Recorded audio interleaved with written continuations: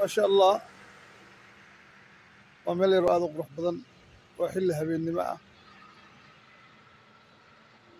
وحافظة عند جناهي قيب كمدة جيدها iyo waliba nalalka iyo waxa isdhax yaala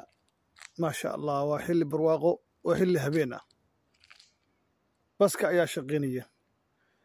Soomaalidu waxay ku maamahdaa nabad baa naas la nuuga leh haddii nabadda laga shaqeeyo dalkeennu wuxuu gaari karaa sida habeennimadan oo kaleeto anigoo dabcan ku imaaday qaxootinimo waddankan Finland inaan waqti dambe socon karo meeshan doonaan mari karo ay sababaysaa haddii markaasi laga shaqeeyo nabadeenna iyo waddankeena Soomaaliya waa walaalkii Maxamed Bashiir Adile waddanka Soomaaliya nabadiisa aanu ka shaqeyno walaaltinimada aanu ka shaqeyno dhibaatooyinka iyo colaadana aan joojino السلام عليكم ورحمة الله وبركاته